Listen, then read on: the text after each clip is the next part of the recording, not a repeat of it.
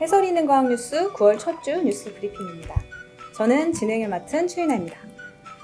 네, 저는 우울한 뉴스를 버리고 새로운 컨셉으로 찾아온 이만사입니다. 네, 저는 똑같이 화제의 뉴스로 돌아온 화제의 뉴스 담당자 윤아연입니다. 네, 저는 노잼 전성윤입니다. 오늘은 9월을 맞아 지난 8월에 있던 과학 뉴스들을 소개할 텐데요.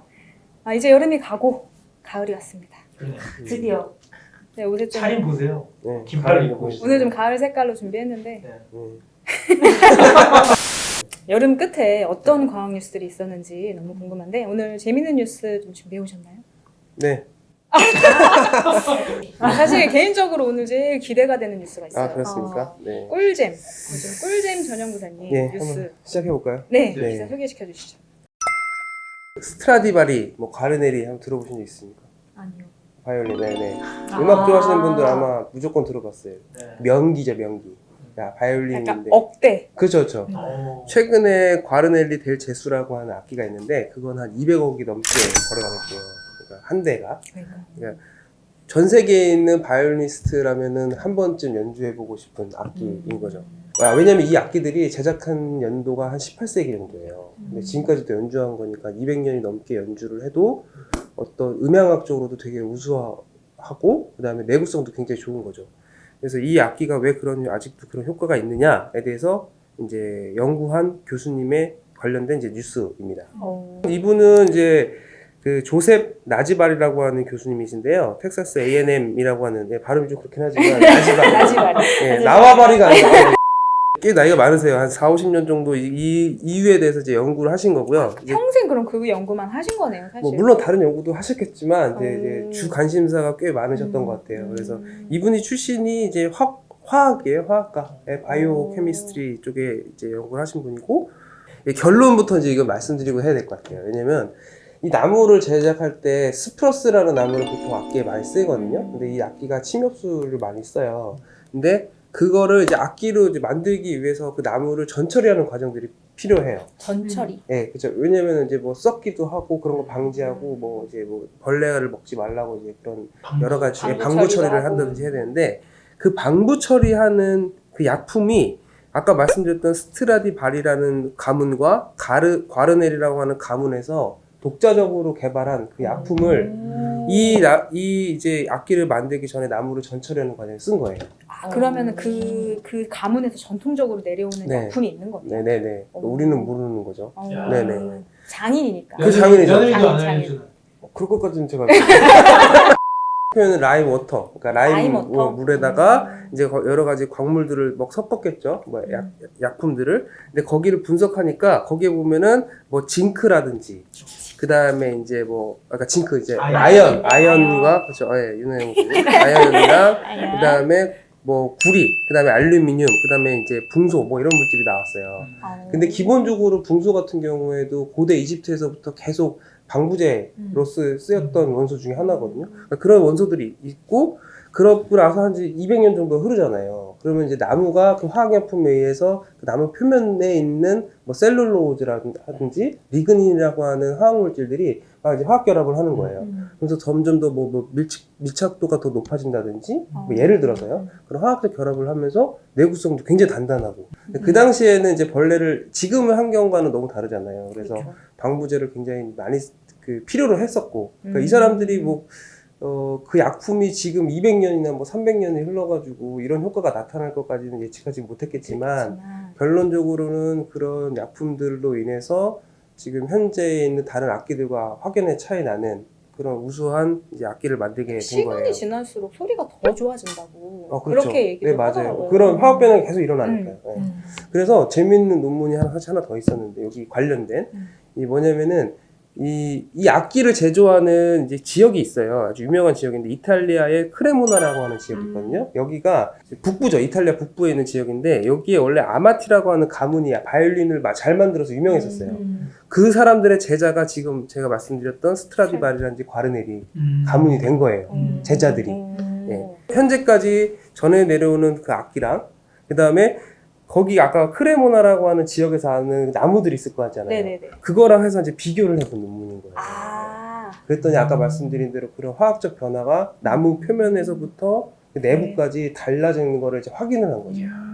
네, 그렇게 함으로써 지금 현재의 이 악기들이 왜 이제 훌륭한 명기가 되었는지 이제 그런 분석을 한 거고 이제 관련 기사가 그렇게 이제 내용이 나와 있는 내용입니다. 네네. 그거를 지금 이렇게 뭐지 그 자료를 통해서 좀 따라할 수 있는 거예요? 그런 그렇게 하려면은 이제 그만한 충분한 시간이 필요한 거잖아요.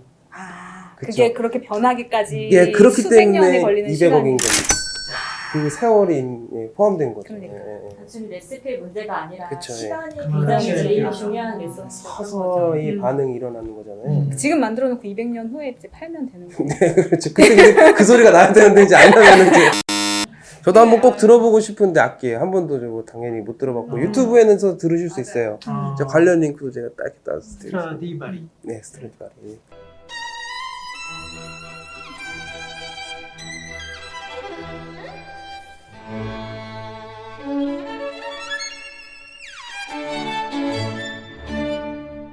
이번 달은 어떤 화제의 과학 뉴스가 있었는지 알려주시죠. 네. 이번 여름에 어떤 화제의 뉴스가 있었는지 찾아보다가 제 눈길을 끈 단어가 있었습니다. 이상기후. 이상기후. 네. 올여름 날씨가 정말 이상하긴 좀 했어요. 유난했죠. 저희 진짜 더웠잖아요, 사실. 우리나라 더위를 뭐라 하기가 민망할 정도로 전 세계적으로 캐나다 열도 현상이 있었죠. 맞아요. 말도 안 되는 폭우 음. 있고 뭐 산불 있고 그래서 약간 뉴스를 날씨 쪽 뉴스를 들으면 뭔가 뭐 기록적, 뭐 역대급 뭐 이런 단어가 없으면 뭔가 뉴스 같지가 않을 정도로 좀 유난히 좀 이상한 기후 현상이 많았던 이번 여름을 지내왔던 게 아닌가 싶어서 이 내용들을 가지고 왔습니다. 이번에 그 한강의 수온을 잰 결과가 있더라고요. 서울시 보건환경연구원에서 자료를 발표했는데 7월 한강 수온이 예전보다 3도가 높아졌대요. 많이 높아졌네요. 한강뿐만 아니라 그럼 서울 시내 천들도 이제 수온이 높아진 건데 송파구 뭐 어떤 천에서는 물고기 400여 마리가 떼죽음을 당하기도 하고 아이고. 왜냐하면 그때 수온이 31.8도였대요. 근데 이제 잉어를 기준으로 한계 수온이 32도래요. 그러니까 그만큼 한계 수온에 다다를 만큼 수온들이 계속 올라갈 정도로 날씨가 더웠다는 거죠.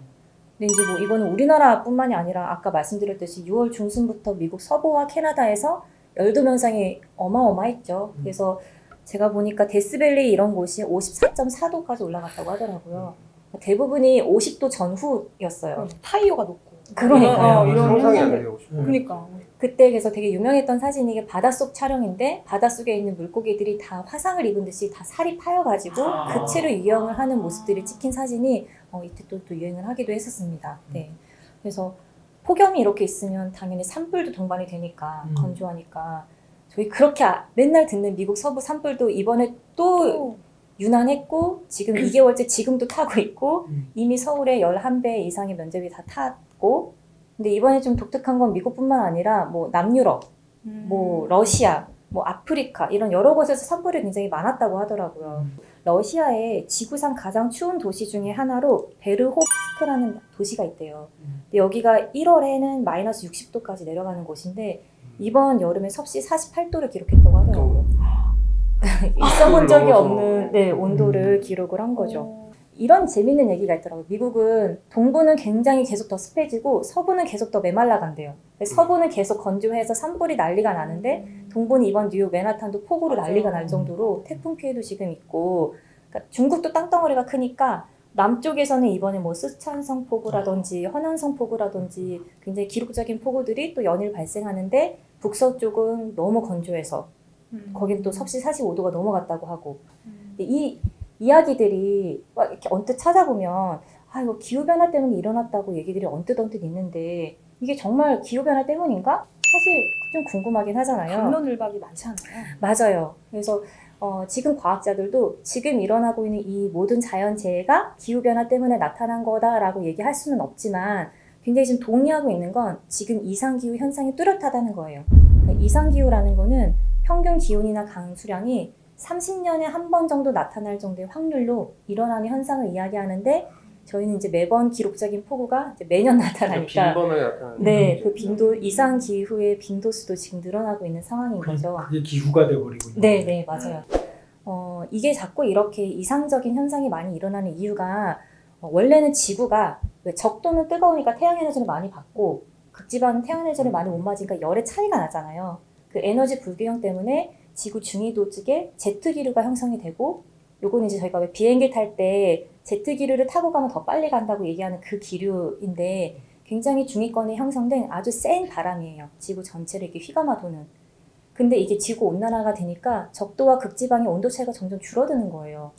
그러다 보니까 적도 기류의 힘이 약해지고, 원래는 이렇게 형성이 돼야 되는데 구불구불한 형태로 계속 형성이 되다 보니까, 그럼 제트 기류 밑에는 고기압과 저기압이 형성이 되어 있어서 거기서 이제 날씨가 나타나는 건데, 제트 기류 자체가 이제 구불구불한 기류의 패턴으로 나타나게 되니까 고기압 지역에서는 폭염이 나타나고, 저기압 지역에서는 폭우라는 극단적인 날씨가 나타나고, 또 기압이 이제 세기가 약해지니까 움직임도 좀 약해지니까 천천히 움직임이 정체 구간이 생기고, 그럼 한쪽에서는 폭염이 있다 못해 열돔 현상도 일어나게 되고, 이런 식으로 연결이 되어 있다고 하더라고요. 그래서 최근에 이 날씨 관련된 좀 기후 관련된 좀 큰 연구 결과가 또 하나 있었는데, 지금 그 뉴질랜드 동쪽에 있는 남태평양에 이상 수온 상승 현상이 굉장히 심하게 나타난대요. 그래서 이게 40년 전보다 1.5도가 바닷물 수온이 높아졌대요. 최근 칠레에서 10년 동안 지금 가뭄이래요. 그래서 안데스 산맥에 눈이 녹고, 뭐 강과 저수지가 말라가고 있는 사진들이 굉장히 지금 많이 돌고 있는데, 이 두 개가 연결이 되어 있다는 거예요. 서로가 굉장히 떨어져 있다고 생각을 하지만 사실은 이쪽에 이제 바다 수온이 높아지면서 그쪽에 이렇게 뜨거워진 공기가 이 칠레 쪽으로 넘어가서 여기에 가뭄이 일어난다고, 그런 연구 결과가 최근에 발표가 됐더라고요. 그래서 이렇게 이상기후 현상이 단순히 이제 한 국소적인 지역에서만 일어나는 것이 아니라 사실은 이 지구가 서로 영향을 주고받는 관계이잖아요. 그래서 하나의 재해로만 보는 게 아니라 뭔가 좀 이런 큰 관점에서 이해를 하는 노력이 좀 필요하지 않을까라고 생각을 했습니다.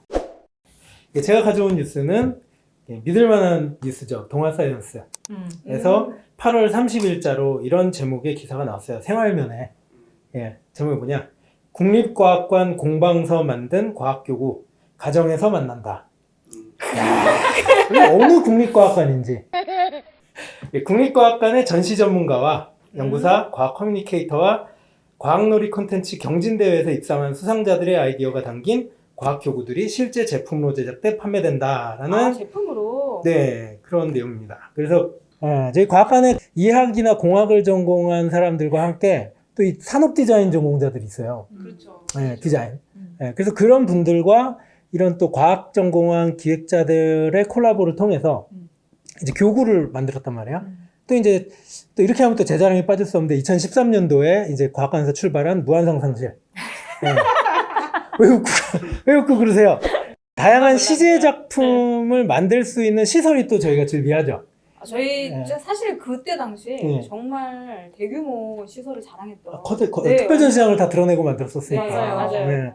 그래서 이제 그 역량도 없어지지 않았단 말이에요. 그래서 그런 멋진 디자인, 그리고 끝내주는 기획, 그 다음에 실제 시제작 할 수 있는 역량, 눈으로 만들어서 볼 수 있는 그런 것들이 다 합쳐져서 이제 멋진 시제작품을 만들었어요. 예를 들어서 이건데, 이건 달 위상변화 시계라는 건데요. 이제 째까째까하고 이제 시계가 흘러서 지나가면 위에 달이 기울고 차는 모습을 볼 수가 있어요.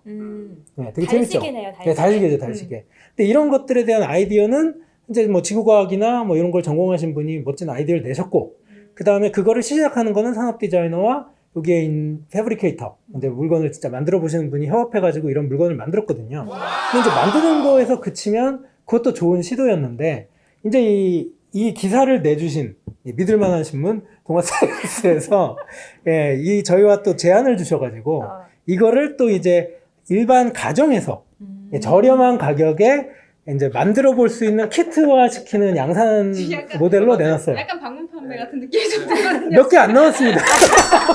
이거를 양산해서 판매하는, 유통 판매하는 것까지 과학관에서 하기는 좀 어렵거든요. 저희가 뭐 아시겠지만 해결해야 저희가- 될 것들이 많죠. 그렇죠. 저희가 공장을 운영할 수는 없잖아요. 그러다 보니까 그런 시설을 갖고 계신 이제 동아사이언스 측에서 이제 제안을 주셔가지고 여기 보시면은 과천과학관과 동아사이언스의 콜라보 제품이라는 게 표시가 돼 있고. 그럼 동아사이언스에서 지금 구매를 할 수 있는 거예요? 맞습니다. 이거 동아사이언스의 그 과학동아몰이라는 데 들어가시면 사실 수 있고요. 링크를 지금 아래로 나가고 있죠? 네. 이렇게 접속하셔서. 네, 잘 보세요. 그럼 지금 거기서 요거 하나만 구매할 수 있나요? 현재 몰에 떠 있는 거는 이 제품 하나고요.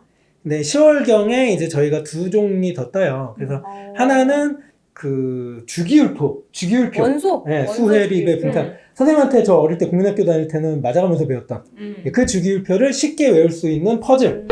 네, 그 다음에 이제 요즘 그 분리수거를 할 때 아이들한테 분리수거 방식을 또 가르칠 때 병 같은 거 깨끗이 씻어야 된다. 뭐 봉지 같은 건 또 안에 뭐 어떻게 털어서 버려야 된다. 뭐 이런 것도 있잖아요. 분리수거에 관련돼서 그런 뭐 게임화시킨 그런 컨텐츠도 교구화 돼가지고 이제 두 종이 연이어 선보일 예정입니다. 네, 10월에 아까 말씀드린 그거 갖고 나올 것 같고요.